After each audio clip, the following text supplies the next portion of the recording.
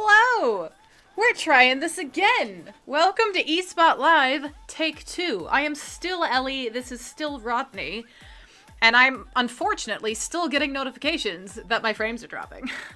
So please, let me know in the chat what's going on your end. Wolf says we're not picky, we'll take it anyway we can get it. That's fair. I appreciate you guys so much more than I can say. Again, it's looking on my end, at least, like the video's not running very smoothly, but how is the audio? Because honestly, that is more important for the premise of the show. So yeah, any feedback in the chat, I'll run with it. If it's not working, frankly, I don't know what else I can do aside from a complete reset, which I cannot do at the moment. Panda says they can hear me. Woo! That's good. That's really good. Wolf, Silly's here. Good. Video's super choppy. Audio sounds fine. I mean, that's not good, but it's better than it can be. Hopefully, I don't know, maybe we'll get some good, like, freeze frames out of this, and I can just embarrass myself in a day. But as long as the audio's working, I'm gonna be happy with that. Panda is saying that the video is a bit choppy, but it could be the phone. Well, consensus. Alright. What I had for the end. But I'm gonna get some of the, still some stuff for the end. We're gonna have fun with this. But I told you guys that there were some announcements, some exciting stuff. What I had started to say before it cut out the first time, exciting number one is that there's a new track on Spotify. That's what we're listening to now. Really exciting stuff. And since I jinxed it, interesting spelling of jinx, guys can no longer hear me. Oh no. Alright, Ellie's also chiming in and saying it stopped and again, so I have no clue what all you can hear and what you can't. Cool. I made it angry, according to Silly Fun. Ooh. 86. Yeah, I did make it angry. I apologize to the interwebs over. I don't know what's going on here.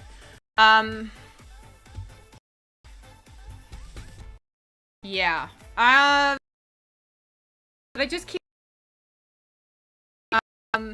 I'm not really sure what the protocol is. But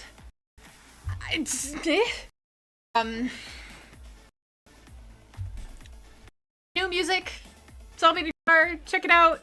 Yay. The album I've been teasing for weeks has finally dropped. I hope you the second really important thing I'm hoping you guys are able to hear, changing the time of eSpot Live. I have been using that for a while as well. We've done polls, we've talked to different people, we're trying to work time for everybody, myself included, and we've concluded that it will be best moving to 9 p.m. again. Eastern time is going to be at 9. So if you're on the other coast, it's going to be at 6 p.m. on at 6 p.m. And that's the other really big announcement that I need you guys to hear because it directly impacts all of us. So if you're able, let me know in the chat if any of that got through. If not, I can either try to repeat it or write it. And then, I don't know. I can jump into the newsy stuffs for the day, but I don't know how much of this is getting through. Always an adventure. As much as I've been learning about computers over the past couple of months, really, computers and interwebs and coding and all of that, I've been diving into that world, just barely skimmed the surface. I still know nothing, especially about how to fix this. But we're having a party. I'm still stalling because I'm still not seeing any new notes in the chat, and so I don't know if the audio is working yet. This is fun. This is a party. This is 10 minutes of me just trying to get this to work for the second time. Still nothing in the chat, which is making me super nervous, because that, to me, says that this is not working at all. Silly says, I heard there might be a new time, but I didn't hear what that time might be. Alright. I'm gonna put that in the chat. Okay. I'm awkwardly typing now.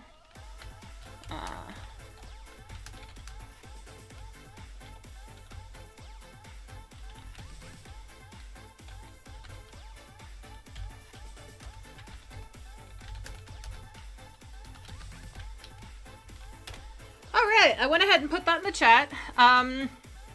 That's the biggest thing, because I will feel really, really bad if I get this working on Monday and y'all are waiting for it at the regular time and I'm not there. Because we've went ahead and, like I said, we've been doing kind of polling people, we've been looking at different data, we've been kind of working it out between myself and the team and trying to figure out what the best time is to have the show, and we've determined that 9 p.m. Eastern time is going to work better for everybody for the time being. And so we're moving the show. Starting on Monday, next Monday, I will be back, but it will not be at 6 p.m. It will be at 9 p.m. Eastern time, 6 p.m. only if you're on the other coast. Silly's also letting me know that there's a substantial lag between entering a comment and it popping up, even more so than usual. Yeah, wow, I really hope that skipped, because I made a very, very just terrible face there. I'm getting notifications that it's dropping even more frames now. I'm up to over 90% dropped frames. I'm wondering if I should kick this over to somebody else in the office. Huh. If anybody from the DVSI team is able to hear me and thinks that maybe it'll be better to kind of transition over somewhere else, that'd be cool. I'm gonna awkwardly be looking down for a little bit. I am on my phone. I promise you I'm not chilling on the job, but Silly's at least confirming 9 p.m. Eastern starting Monday. Gotcha. Still 6 p.m. for Elevated. Yes, Ellie show. It will be the right time, 6 p.m. But again, this week that'll kick later as well. Same time as eSpot Live. In case none of them go through, I'm going to type that. It's probably going to be a little bit of an awkward, but that's okay. This is fun. Everything's fine.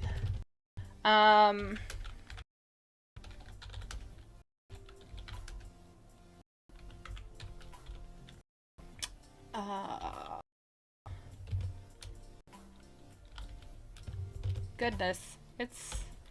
We're getting words written. It's fine.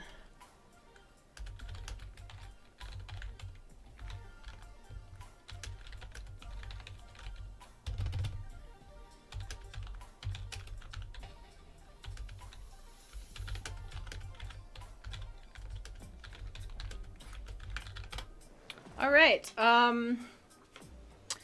Silly's saying if this comment ever reaches you, yeah, you should let DVSI know, maybe. And then I did respond. Again, I don't know what time frame is going on for the comments or whether or not you can hear me, but Elevated, my show where I play video games, is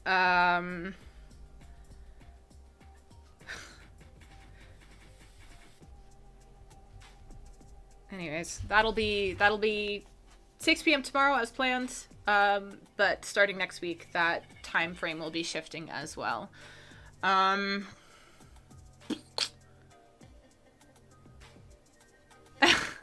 Silly saying, this is fine. We can pretend you're traveling through space and there's a lag while the signal reaches you and back. I mean, that is essentially what's happening, right? We're all traveling through space, just also on Earth. I tried to be clever there, and it didn't. Nothing happened. It didn't work. I'm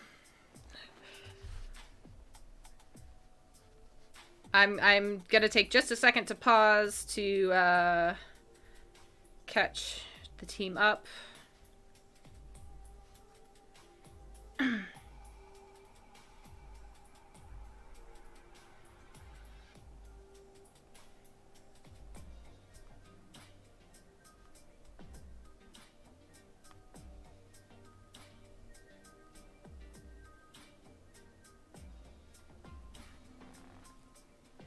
Alright, still trying to figure this out. We're just hanging out in the meantime, pretty much. Don't know if you guys can hear me at all. I do apologize. But you know what? It's life. This is just... It happens. I don't know why. I'm hoping that it'll, hoping that we'll be able to fix it or find a way to get you guys the information, for today. But, yeah, for now, the super important stuff, I think, is at least in the chat. If anybody at all can hear me, let me know. If it's just lagging for everybody, which I think it is, because I'm 90% sure it's on my end. Okay, Pro Mommy Gamer saying we can hear you. Is that on... You're on YouTube, though, aren't you? So I'm wondering if this issue is only on Twitch. That would be interesting. Can you hear me smoothly? Like, no audio dropping? Pro Mommy Gamer? Feels weird. I always shorten people's names, but I just feel like, I don't know, if I just called you Mommy, that'd be a little creepy. So,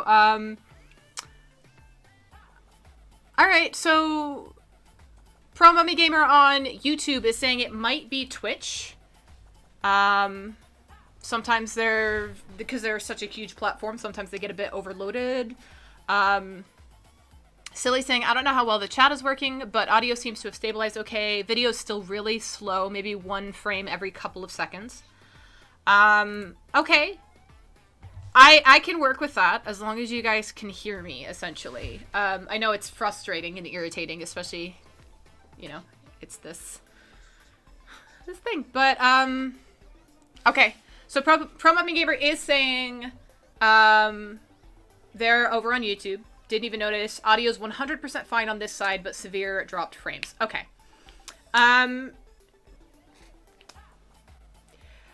guess all I can do is maybe encourage people to hop over to YouTube, because it might be a smoother experience.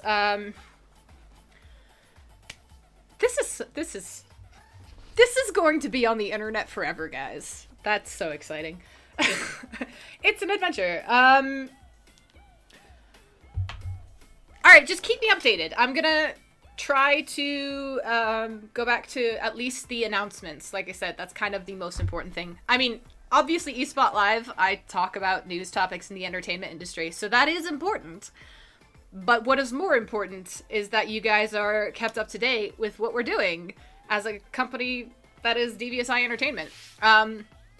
So what I've been trying to say, I went ahead and put it in the Twitch chat, but those of you on YouTube wouldn't have even seen it. So, alright, Pro Mommy Gamer's gonna switch to Twitch to follow there, see what's going on. And Silly's pretending I'm stop motion. I approve of that, and I appreciate that. The most important thing that I want to make sure you guys know and have access to information-wise is the fact that the time slot for eSpot Live is changing. I feel like I'm a broken record now. I've said this so many times, but none of it's worked. Essentially, I've been talking about this for a little bit, that we were looking at a possible time change, and we've kind of talked to different people. We've been trying to work out what the best time slot is. Well, that we're going to push it back a little bit. So 9 p.m. Eastern Standard Time / 6 p.m. if you're on the other coast. That is going to be the new time slot starting on Monday. So the very next time I see you, it's not going to be at 6 p.m. Eastern Time. It's going to be at 9 p.m. Eastern Time. Okay, so Silly moved over to YouTube with a new name, Nox. See if I remember that you're silly. YouTube's a lot better. Audio's still good. Video's choppy, but a lot better. Comments are still slow. Okay. That's really, really good to know. Thank you for that. We'll just run with it. As long as you guys know that 9 p.m. starting next week. We're good. Pro Mommy's now on Twitch saying I'm here again. So once I switch to Twitch, it's way worse. Super choppy, pausing every so often. YouTube is actually a little better. Might be related to Twitch.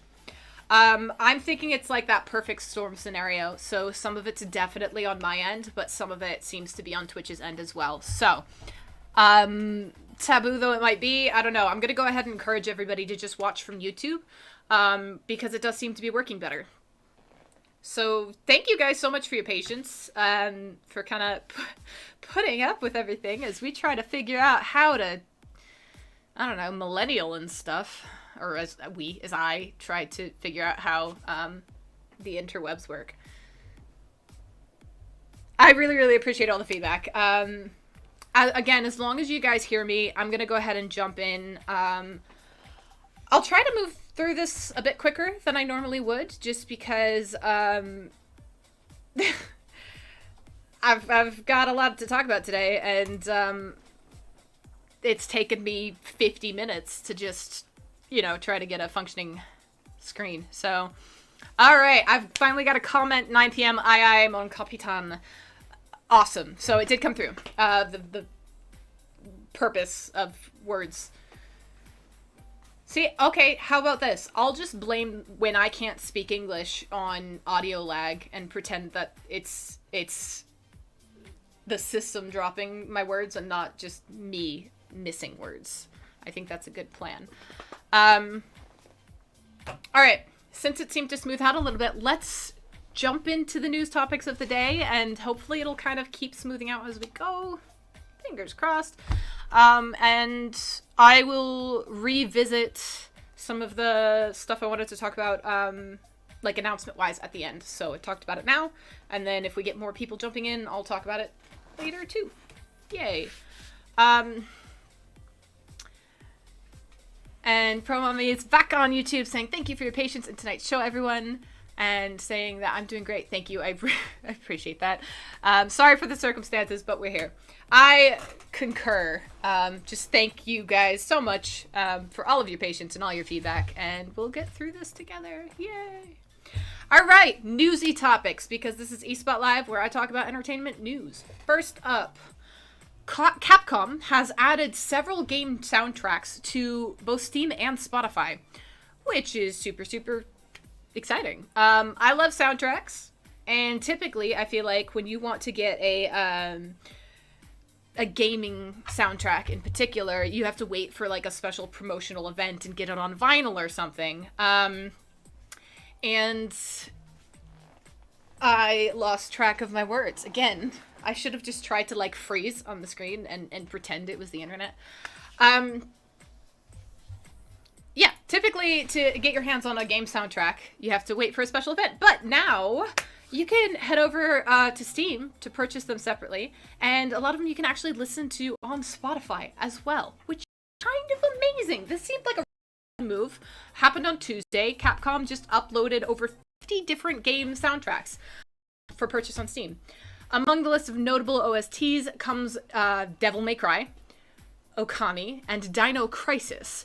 So Devil May Cry is actually rocking a separate soundtrack for each game with individual selections for 5. It has 5 different volumes going for $6 each, and Dino Crisis is sitting alongside its sequel for a cool $8. So check that out. I think this is a really cool opportunity. I think it's I feel like a lot of people are just trying last year and this year to connect with their audience in a new way, right? Because there's been delays, there's been complications, there's been a pandemic, and so I don't know, maybe this was pre-planned, or maybe this is just kind of a step towards switching things up a bit and getting attention to these games. Either way, I think it's really, really cool. If you purchase it on Steam, you're gonna get MP3, FLAC, and AAC format files to take with you just wherever you want to go. For the most part, the soundtracks added to Steam's storefront correspond with games available for purchase from the digital distributor.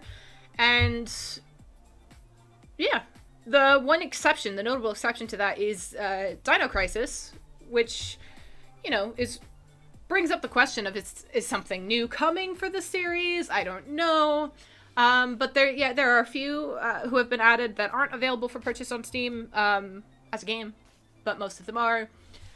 So it's interesting scenario. And for those of you who don't necessarily want to purchase the full soundtrack in one go, the soundtracks were also added to Spotify on the same day. So if you're not keen to just drop money on owning the music yourself, you can stream each one to your heart's content through Spotify. So yeah, I didn't know that Steam even had the option to have a soundtrack purchasable separate from a game. So this is really, really cool. Something new. I don't know if it's something new on Steam's end or on Capcom's end. Either way, for those music nerds like myself, there you go. Next up.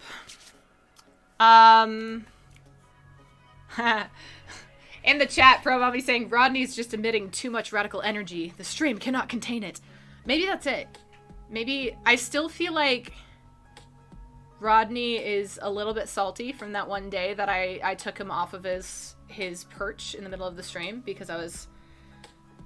For those of you who know, again, Rodney's my emotional support duck, so he first joined the stream because I was kind of fiddling with him, and I still do that sometimes. But I took him away from his little perch, and I don't think he appreciated that, so... G-Man saying, hey, it's working! Cool. G-Man, since you're coming in on Twitch... I don't know how much of the little bit before that you heard, but it seems to be running much smoother on YouTube than Twitch. So just if that's something that you're interested in, heads up. Oh, Wolf's back too. Thank you guys so much. Y'all are so patient with me and I appreciate it. But yeah, G-Man's asking how much you missed. Essentially, I just chatted about one topic so far, which was you can now get a couple of soundtracks on Steam, which is super cool for different video games. Wolf never left. Okay, cool. It's just super delayed with the comments. We'll work it out. Also, things that you missed. Again, we discovered that YouTube's running a little bit more smoothly, so some people kind of jumped over to YouTube to view. And I announced, this is gonna just keep coming up, because like I said, I feel like it's the most important thing. We're changing the time for eSpot Live. So starting on Monday, it will be 9 p.m. Eastern Time, 6 p.m. on the other coast. Yeah. That's what we got so far. And G-Man says intermesting. Yeah. We'll go there. Next up to chat about, in newsy stuffs, is we've got Ryu and Chun-Li becoming Power Rangers, which is really fun.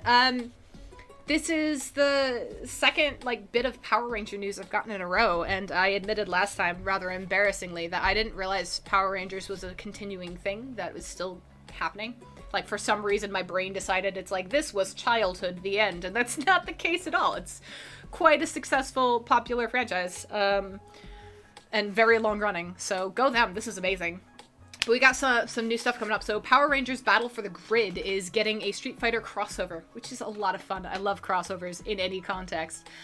With Ryu and Chun-Li transformed into the Crimson Hawk Ranger and the Blue Phoenix Ranger, respectively. A Street Fighter DLC pack will come to PC, PS4, Xbox One, Nintendo Switch, and Stadia on May 25th, priced at $12.50 USD. The pack's going to include both the fighters and, quote, exclusive skins to be revealed at a later date, end quote. The two characters will also be sold separately for $5.99 each. Ryu and Chun-Li each became their own Power Ranger in the pack, with their designs originally added to the mobile game Power Rangers Legacy Wars, and they've been added to Battle for the Grid by fan request, which is also really, really cool. I love stories like that where you have... yeah, that direct connection between fans and productions, for lack of a better word. The entertainment industry, right? Where things happen because fans demand it. I just adore that. The entire 2D fighting genre traced back to Chun-Li and Ryu, among other making such a splash in Street Fighter 2. That's a quote directly from Sylvester from the N-Way marketing team. Tag fighters in particular owe a spiritual debt to the Capcom Marvel crossovers of the 90s, X-Men vs. Street Fighters and Marvel vs. Capcom, while Power Rangers and Battle for the Grid take the bulk of their inspiration from other mediums, the shows, movies, and comics. Ryu and Chun-Li have decades of classic fighting game appearances to draw from. So they really fit in right alongside the existing roster and mechanics, but they also kind of work a little bit differently. To really kind of celebrate that Street Fighter and crossover series styles. Really, really fun stuff for that Power Rangers fandom. I think it's really, really cool. Like I said, I'm learning a lot about Power Rangers and how kind of broad and expansive that universe is. I think this is really, really exciting, really amazing. And coming soon. There we go. I am trying to kind of cut these topics a little bit shorter than I normally would, just because of time, because so much time I feel like was spent trying to get this to work. So gotta just catch up on the chat real quick. It looks like Wolf's moved over to YouTube. Small time delay from Twitch to YouTube. It's funny. Okay, cool. And then Wolf says, well, I don't like them. Does no one remember Voltron? Is that a reference to the characters in particular or to the Power Rangers? I am showing my ignorance in that question. But to be fair, I did kind of already announce that I was ignorant when it came to the Power Rangers. So, yeah, let me know, because I'm curious about that comment. And I know that there's a bit of a delay, so while that comment's now out there in the etherwebs, because that's how life works, the next topic is a video game released by Lil Nas X. Guys, that saga continues, and I think it's kind of hilarious. The whole thing is interesting. Lil Nas X has evidently been very busy this past month, following up his single Montero, or Call Me By Your Name, and its controversial, the Nike Air Max 97 sneaker release, now with a video game called Twerk Hero. This game is available for free on your browser. Twerk Hero, it was developed originally by Roni Games and reportedly created with the Unity engine. Players will control Lil Nas X with their mouse to hit moving arrows, or temptations, and make him twerk to Montero. If the player can reach a certain number of temptations, they'll be able to move on to the next level. Each of the 4 levels contain recreated scenes of the single's music video, including the one where he rides a stripper pole all the way down to hell. The song itself recently opened the Billboard Hot 100 chart at number 1, making his first chart-topping debut, and his second #1 effort following Old Town Road. The track is his 5th overall entry on the Hot 100 list, including Old Town Road, following November 2020's Holiday, September 2019's Panini, and July 2019's Road. For any streamers interested in playing this, go ahead and check it out, but maybe check it out before you stream it live on your channel, just in case. Yeah. Alright, I'm gonna catch up on the chat really quick. G-Man says, Voltron was a different show with roughly the same premise. Gotcha. Okay. And Wolf says, Voltron was a team of 5 that controlled Megazord lions, to be more precise, and they joined together from the Megazord. Okay. So is that you aren't a fan of Power Rangers because you feel it's a ripoff and you prefer Voltron? Is that what I'm getting from this? That's kind of what I'm understanding. That's kind of fantastic. Let me know. In the meantime, next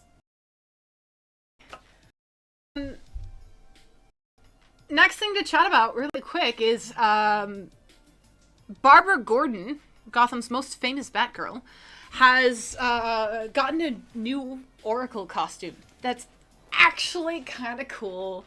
Mad respect for it. So, Barbara Gordon herself has taken kind of a backseat to active crime fighting since the events of Joker War. She now operates primarily as Oracle, providing that kind of tech and intelligence support to her fellow heroes. From a superhero, of course, just one working from a different perspective.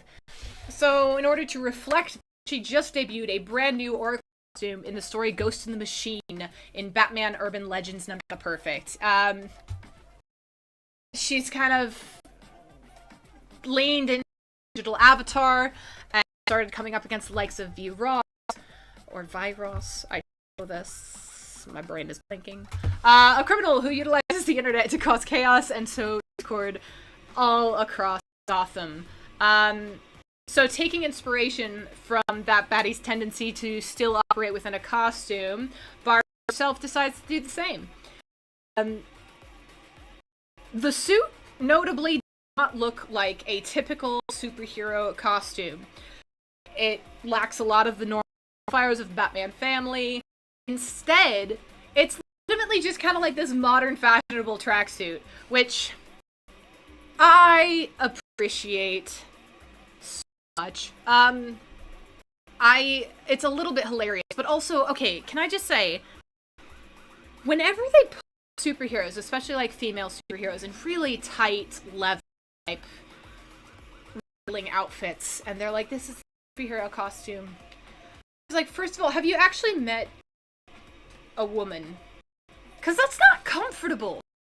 Even taking out the, like, even when you take out the movement factor, which we'll get to, because obviously when they actually recreate costumes for TV, movies, etc., they can't make them.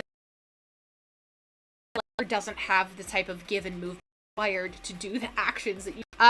Leather's good for that kind of like protection against things. It's good in certain situations and everything else, but like, suits that they put in typically, they're just not great for movement. They're not comfortable. They're not something people would actually want to wear. And so this new superhero outfit being a tracksuit, I'm like, identify hardcore, especially for somebody chilling in front of their computer, right? You don't hang out in front of your computer in armor and leather. It's not just this kind of like tracksuit though.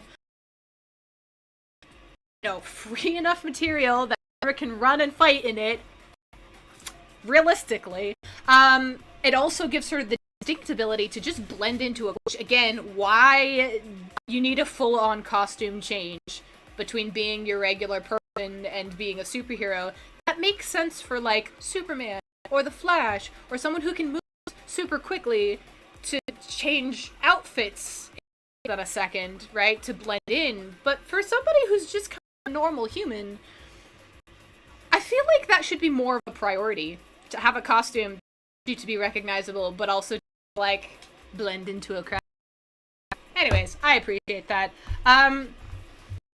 Also worth noting that hidden in the green suits, which matches the color scheme of our digital Oracle avatar, are a number of high-tech advancements. So it's not just a regular old comfy tracksuit. It's an upgraded comfy suit. It's got smart glasses, so she can put intel on the go, hidden microphone in her lapel. She's got an earbud to keep her connected to her allies. The suit also outfitted with an holographic sleeve smartphone. She wears a stealth utility that blends into the outfit, and it's also got the whole suit access to a specific computer that's offline, so like sewn into the seams in her pants and everything. It's really cool. A device that's her ISP. She's got a walking that can be used as a Wi-Fi antenna, and even her shoes, which just kind of look to be normal sneakers, are generator flats and allow her to produce energy for her devices when she moves around. All around, I think it's a super impressive superhero costume. Like I said, I most just appreciate the fact that they allowed her to be in a tracksuit, because I think that's far more realistic for a coder than like leather or short skirts or tight dress. No shade on any particular characters there. It's funny because the character I was a little bit. Anywho, moving right along. Yeah, that's it for that topic. Barbara Gordon and the tracksuit as Oracle. Fun stuff. Check it out. And note, I'm gonna go ahead and take a very brief water break. I'm gonna try to keep it shorter than I typically. I'll be right back.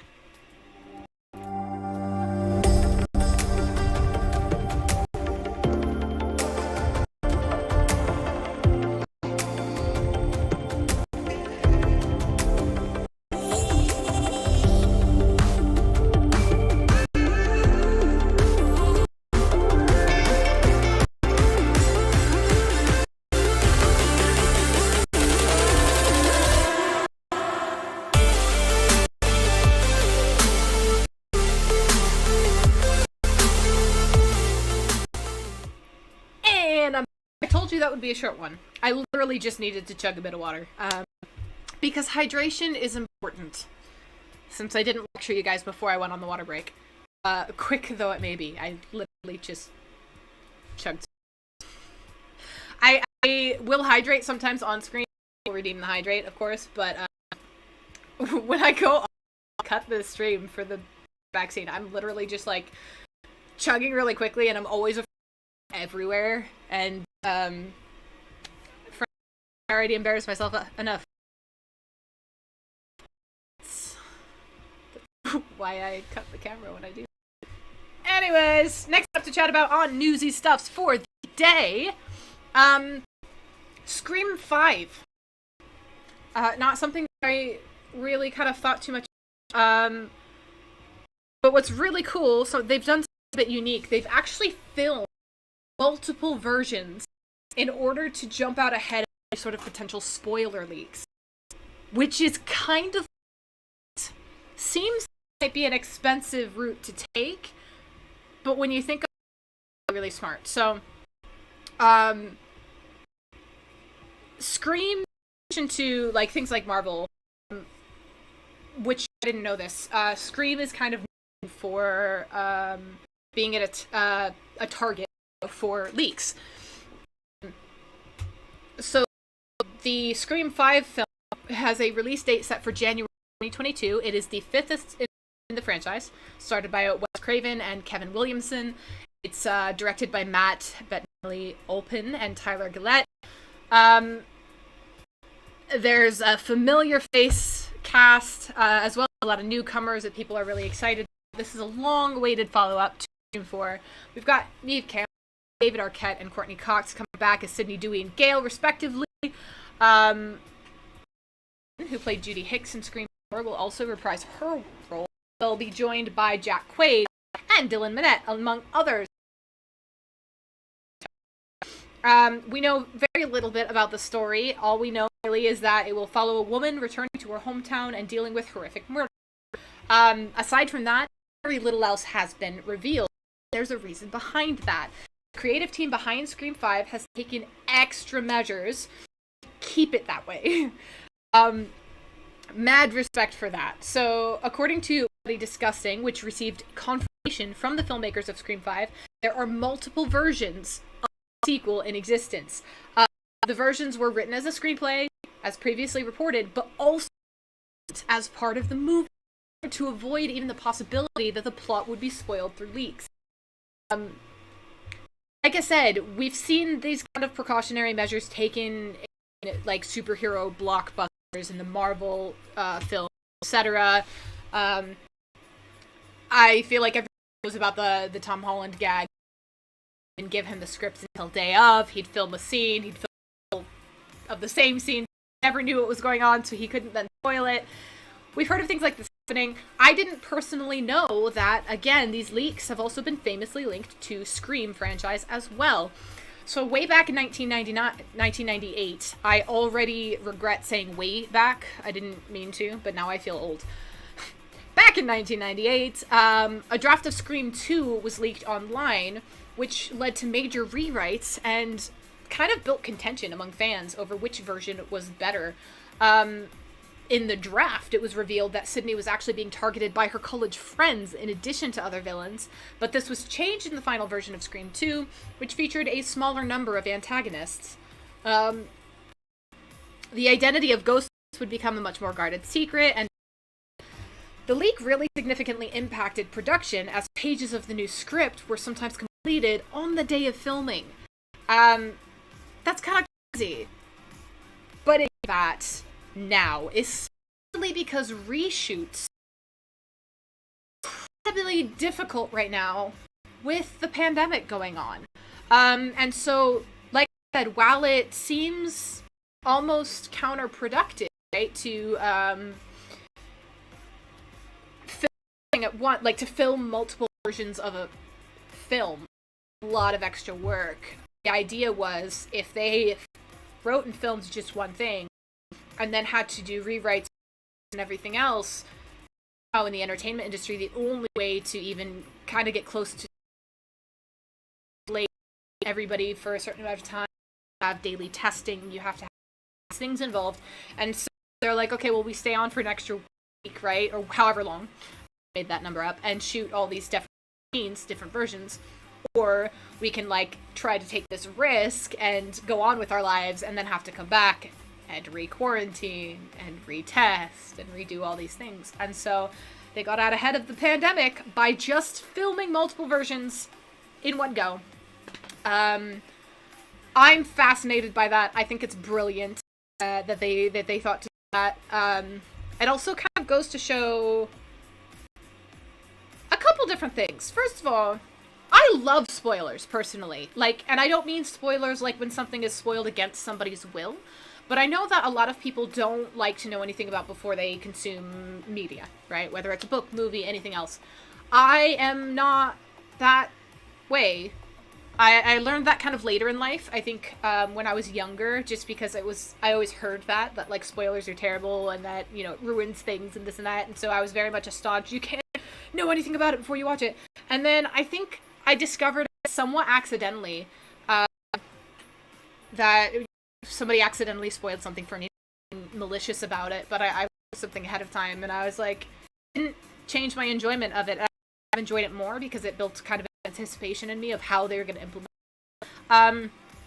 And then I started watching TV shows that way, where I kind of know how it ends before I'll watch a show, because I put so much time and energy into following these characters, and we've seen so many examples of something like in the last season just kind of really decreasing in quality for whatever reason. And I found myself really disappointed in that, so I decided that I wanted to know how something ended before I invested in it, and then through that I realized I actually really prefer that in everything.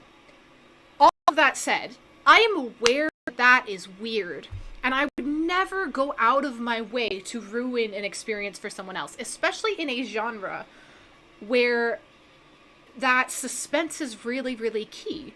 There are still some genres that I prefer to go in blind to. The ones that really bank on surprise, right? And suspense and all different things and plot twists. Like, they're built that way for a reason. And so I always find it a bummer that there's people out there invested in trying to pull information to ruin it for other people. And that's what this topic I'm thinking about, is just, we need to be kind. Steal someone's idea and put it on the internet because you think it makes you cool. It just makes more work for everybody involved. I say that like you guys, my viewers, are the ones, like, hounding these film studios. I know that that's not the case, obviously. But anyways, Scream 5 has found a workaround for that, and it's just filming multiple movies. Which, now I'm curious if they're gonna, like, release all of the movies? Who knows? No, actually, they're not. And it'd be fun extra, like, maybe extra features. Something like that. I'm just now seeing that Panda put a redeemed hydrate in the chat. That was probably put there in direct response to my rant about not chugging water on screen because I make a mess of things. But there we go. Thank you for that. I'm also noticing that the chat's real quiet. I don't mind that at all, but let me know if the sound's still working okay. I feel like I've just been rambling a lot, which, frankly, that's what I do here. But I do want to make sure you guys can hear me. So, let me know. Somebody on Twitch or YouTube, just if... give me a sign if you can hear me. Yeah. Meanwhile, I'm gonna move on. Next topic is a little bit of Nintendo and Pokemon news. New Pokemon Snap is coming out. It's one of Pokemon's most surprising announcements in recent years because it's a sequel to a game that came out over 20 years ago now. But one of the, kind of other exciting things is that it's being made by Bandai Namco due to their work on Pokken Tournament. So, Pokemon Snap is one of the biggest releases of April 2021. Many Pokemon fans just have really high hopes for it and are super excited about it. But some eagle-eyed fans have noticed that this is not Game Freak or HAL Laboratories who's developing new Pokemon Snap, but rather Bandai Namco. According to a recent interview with new Pokemon Snap's director, Haruki Suzaki, this involvement came about due to Bandai Namco's previous work on Pokken Tournament. The interview comes by way of IGN's Rebecca Valentine, who interviewed Suzaki about various topics, including Bandai Namco's involvement with the Pokemon franchise. So she talks a bit about how the team's involvement with new Pokemon Snap began, confirming that the company's work on Pokken Tournament was a catalyst due to the games utilizing Bandai Namco Studios' strengths, making Pokemon appealing in a new way. Suzaki even confirms that the team working on new Pokemon Snap were able to talk with developers of the original Pokemon Snap over at HAL Laboratories to help form the direction of the sequel. They also talk about kind of what the team was able to do with this game 22 years after the original release on Nintendo 64. Memories. Suzaki says that the main focus of the game's direction was to build a world where wild Pokemon actually live in the game. So already we've seen these elements shine through in various pieces of promotional material, such as the recent video of I'm going to butcher these names. I've said this before. I don't know how to say the names of Pokemon monsters. Pokemons. I was not allowed to play Pokemon as a kid, so I don't know. It's also things where, like, when I consume Pokemon, it's always through reading, and you don't know how to say things out loud when you read them. So yeah. Anyways, Pidgeot, or Pidgeot, snatched up a Magikarp from a stream and flew off with it. So that was kind of like an example of them just kind of living and interacting in-game, which was kind of interesting. So Suzaki went into the team took to achieve this, first crafting the environment Pokemon would live in, and then creating detailed scenery, utilizing Switch's hardware as best as they could. The other kind of key focus of the project was to increase the number of Pokemon available for players to encounter and photograph. We still do not know the exact number of Pokemon that will be in new Pokemon Snap, but Suzaki did tell Game Informer that it was over 200. While that's a small fraction of the available 800 Pokemon in the mainline series of games, it's still a large chunk of the catalog and significantly more than the original, which only featured 63 Pokemon in total. So yeah, super exciting stuff for people who've been looking forward to this game. I am kind of really excited. I've been learning about Pokemon a bit. I did play Pokemon Go a little bit, which for fans of Pokemon, that probably sounds kind of blasphemous, like bringing that up right now. But I love that this is still a thing. And we talked about in a previous episode just kind of how we're seeing it built in new ways. So you're seeing all of these, 90s kids who grew up with Pokemon or even before then and now passing this along to their children in the form of new games. So 20 years later, there's a sequel that's going to be brand new for the children of the people who grew up with the original, which I just think that's really, really cool. It's a cool legacy. So there we go. Get excited. Woo! Also, in the chat, Wolf says, hear, hear. So I'm assuming that means you can hear me. Hey-oh. Cool. I'll take it. Next to chat about is a little bit of rumors going on surrounding Epic and the Epic's game store losing a lot of money. So I've talked at length in the past about the whole Epic versus Apple debacle that's happening right now. The drama continues. So Epic went ahead and did a bit of a risky business move in relation to their store. They kind of bought up a whole bunch of exclusive games to run for free on their platform that they're not anticipating seeing a direct profit from for a couple of years. When this information came out, that Epic potentially losing $330 million as a result of all of these games,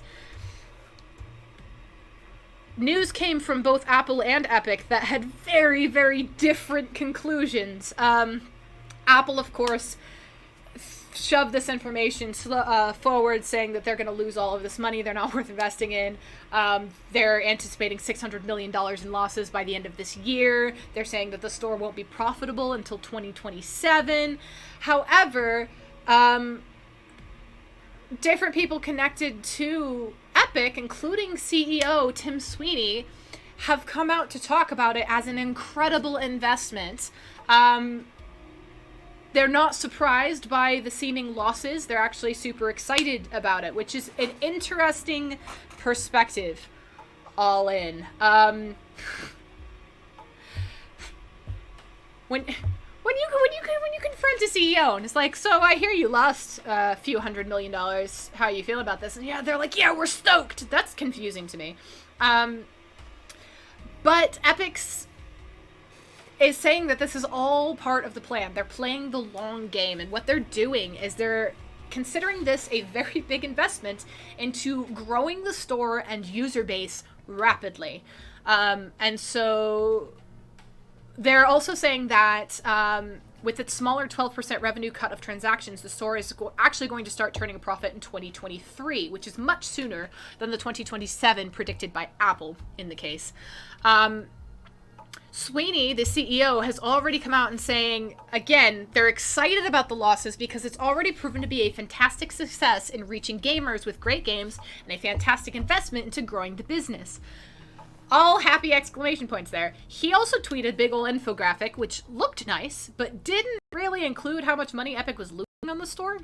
Like I said, all of the information on both sides is very directly connected to the Apple versus Epic debacle. Started back in August 2020. For those of you who may have forgotten, Epic very quietly added a Fortnite that allowed players to buy in-game V-Bucks via payment system rather than using the phone maker's usual cut.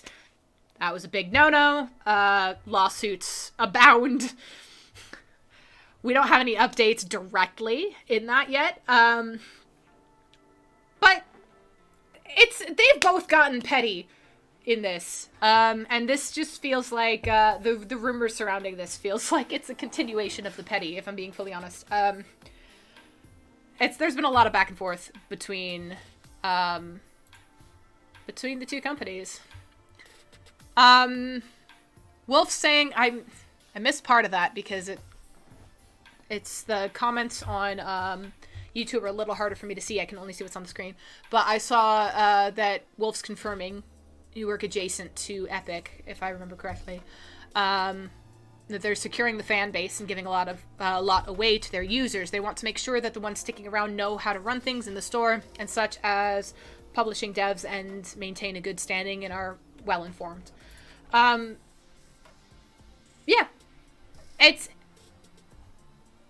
it makes sense. It does make sense. It's just a lot of money on the line. And what's really ironic is that it's Apple saying, oh, look how much money they're spending and gambling on this. I would love to see how much they're blowing just on, like, lawsuits. Apple's been suing everybody connected to Epic.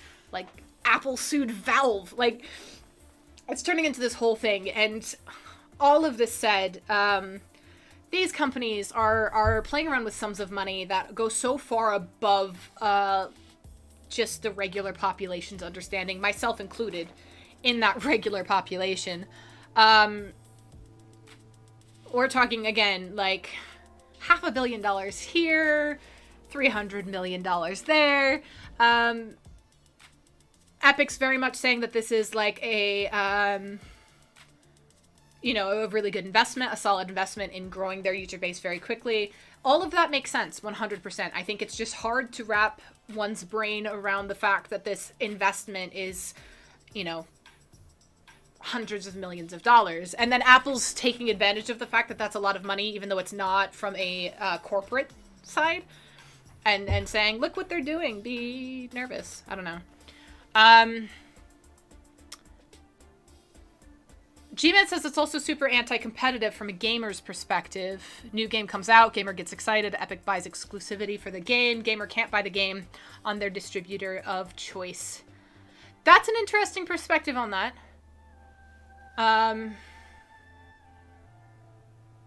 So G-Man says, I've been waiting to get MechWarrior 5 on Steam for over a year. Is that, and I'm assuming that's one of the ones that was bought up by, bought up by Epic. So the interesting thing in this particular lawsuit is what it boils down to is monopolies, right? So Epic is, Epic knew that they were violating a contract when they bypassed that payment plan through Apple. Their justification is that Apple, through that payment and other methods, are a monopoly. And Apple's kind of come back with, like, so are you. And all things considered, I mean, yeah. Both of these companies have massive amounts of power and are buying up so many things. It really kind of is this whole monopoly versus monopoly butting heads. And I've said this before, but the only loser in this entire situation is the consumer. Like I said, both of these companies are spending massive amounts of money on what appear to be somewhat frivolous lawsuits. And at the end of the day, it's the only people really affected by it, because these companies are companies that are able to, like, bet $300 million at a time in an investment. So at the end of the day, the people who are directly impacted are the consumers on both ends. Again in the chat, G-Man says they also bought the full company that makes Rocket League when they wouldn't sign exclusivity. Ooh, that's interesting. Wow, they just bought the whole... Okay, well, like I said, it's just... I have a lot of thoughts that are a little bit too much to dive into in this particular episode of eSpot Live regarding things like monopolies and uncapped capitalism and whatnot. But hey, Wolf is saying after it got the more solid base, if they don't drown, they'll have great followers. I didn't say it was a smart business move, but a risky one. Yeah, it's definitely a gamble. 100%. But it's either going to really work or really not for them. But Wolf's got a point where at the end of all of this, because it is kind of forcing people onto their platform, they might end up coming out on top. But again, suing someone for being a monopoly and then trying to out-monopoly them from a consumer's perspective isn't... I don't know. And then Wolf says, look at the link, check out the link in Discord about MetaHuman campaign. Will do. And since you brought it up, let's go ahead and do a plug for our Discord. We're building a community on Discord. If you're not part of it already, go check it out. We like to hear from you. It's a really great way to get direct feedback from you guys. You can chat with myself at times and other members of the DVSI team. And we always appreciate your feedback there. So check it out.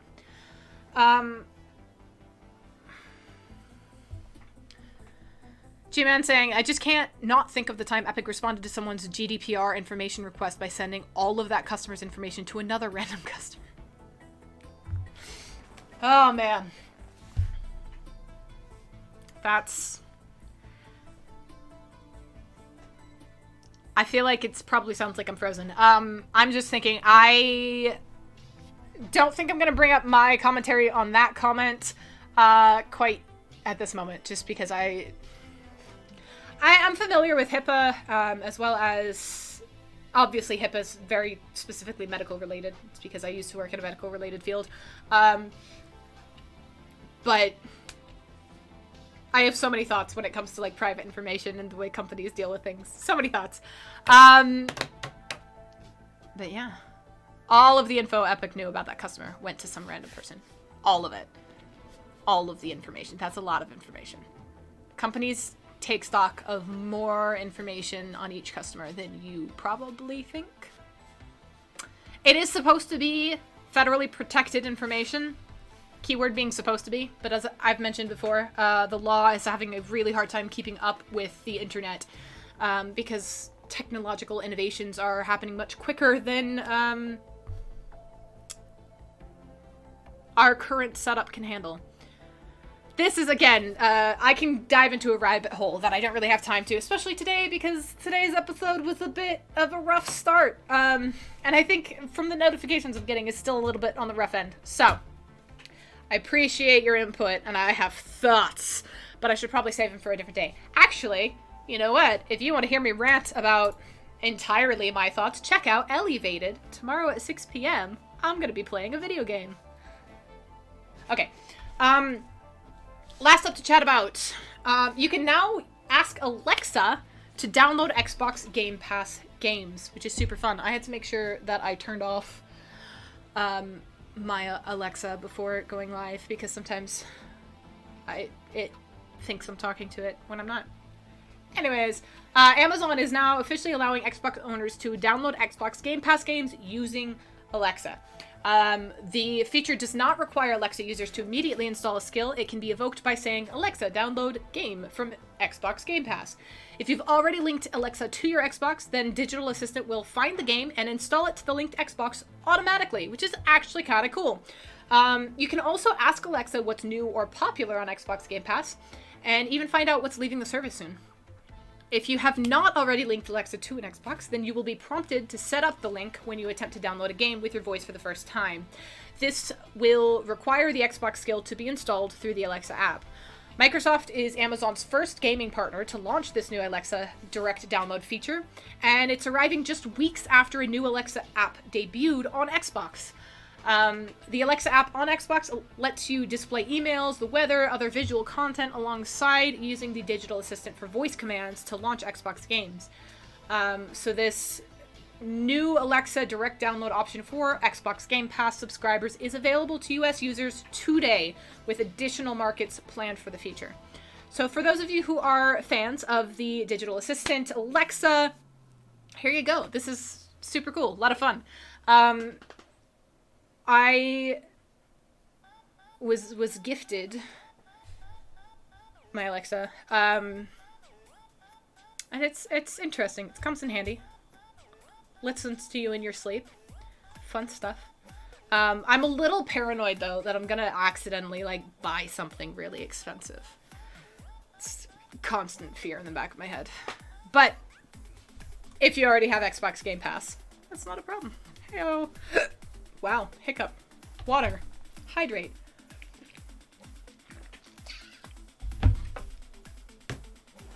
Alright, that's all I got for today, news-wise. What a doozy of an episode. Thank you guys so much for your patience, for your continued support, for your chat, and hanging out with me. I really, really appreciate it. I want to kind of just recap a couple of exciting things. First off, brand new album by Zombie in a Jar, which is what I listened to on my stream. Just dropped. Super exciting stuff. First one of the year. Yay! So check it out if you have not already. Second bit of housekeeping. eSpot Live is changing time slots. So starting on Monday, I will be back. I will be seeing you. However, it will be at 9 p.m. Eastern Time. That's 6 p.m. if you live on the other coast. My personal stream, Elevated, will be at 6 p.m. tomorrow. Again, 6 p.m. Eastern Time, 3 p.m. on the other coast. It'll maintain that time slot, but that too will be shifting for the... So time shifts all across the board for me are starting on Monday. This week is kind of just going as planned.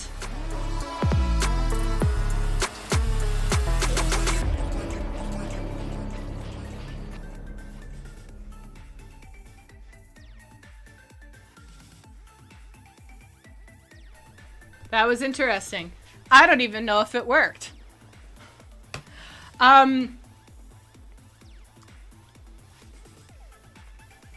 Teaser for something exciting coming. That would have gone smoother, I think, if I knew for a fact that the frames were working, and I don't know if they are or not. If you were not able to see the thing that I just had flashed on my screen, check out our Facebook page because you can find it there. We've got some really exciting stuff that we're working on. We are stoked for as a team. We're going to have to wait a little bit longer to find out details about it. We'll learn more coming up very, very soon. I also have some really exciting news for a future event. Devious Eye Entertainment is proud to announce that we will be at Fanboy Expo this year. So that's going to be in Orlando, Florida. It goes from August 20th to the 22nd. You'll have the chance to meet certain members of Devious Eye, as well as our game development team from Before the Storm, and check out a lot of things that we've been working on. So we're so super excited. And yeah, that's all I got. Thank you again for watching. Thank you again for your support and patience. I will see you guys again on this channel on Monday at 9 p.m. Eastern Standard Time, 6 p.m. on the other coast. In the meantime, have a wonderful weekend if I don't see you tomorrow. Make sure that you're staying healthy and happy and hydrated, of course. And as always, above all, stay devious.